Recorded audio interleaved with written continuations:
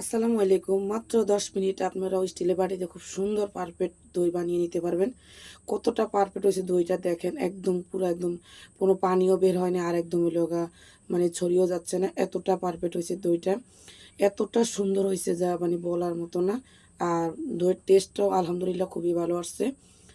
আমি first time মানে বানাইছি ভাবছিলাম যে কিরকম না কিরকম হবে, কিন্তু না, খুবই সুন্দর হয়েছে, খুবই পারফেক্ট হয়েছে। এখানে আমি নিয়ে নিছি হলো আড়াই কাপ গরম পানি, তার সাথে হলো ১ কাপ হলো আমি দিয়েছি পাউডার দুধ।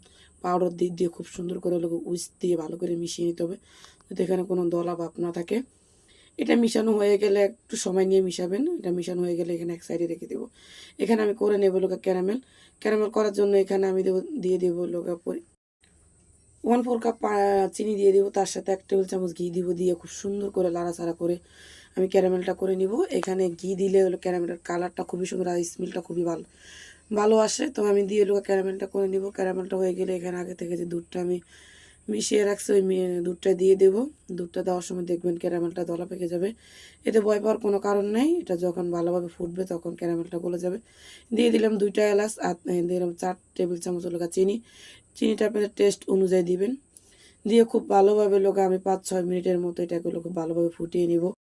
চিনিটা দিয়ে একদম অনবরত লাড়াচাড়া করতে হবে, যেহেতু উপরে সর না বাঁধা যায়। বারবার একটু একটু করে লাড়াচাড়া দিতে হবে, যাতে উপরে দিয়ে সর না বাঁধা যায়। আমার দুধটা জাল করা হয়ে গেছে, তো আমি এটা নামিয়ে খুব সুন্দর করে ঠান্ডা করে দিব। একটা আঙ্গুল চুবিয়ে দেখবেন আঙ্গুলটা মানে এটা দুধের যে তাপটা ওইটা সহ্য করার মতো এরকম মানে ঠান্ডা করে নেবেন। এখানে আমি আগে থেকে 4 টেবিল চামচ টক দই পানি জড়িয়ে নিছি। তো এখানে আমি 3 টেবিল চামচ টক দই একদম ভরে ভরে দিয়ে দিছি। দিয়ে খুব সুন্দর করে উইচ দিয়ে মিশিয়ে নেব। নিয়ে আমি এটা স্টিলের বাটিতে একটা নিয়ে ছাঁকনি দিয়ে সেঁকে দিয়ে দেবো। ছাঁকনি দিয়ে অবশ্যই সেঁকে দিলে এটার ভিতরে কোনো লামস থাকলে ওইটা আর যাবে না। তো খুব সুন্দর করে সেঁকে নিব। তো চুলা একটা প্যান বসে এখানে একটা পানি দিয়ে দিব। পানি দিয়ে দিব একটা স্ট্যান্ড দিয়ে এটা আমি খুব সুন্দর করে প্লেট দিয়ে ঢাকা দিয়ে 10 মিনিট এটা জাল করে নিব। 10 মিনিট পর আমি চুলাটা অফ করে দিব। অফ করে দিয়ে আমি এটা ঢাকনা খুলবো না।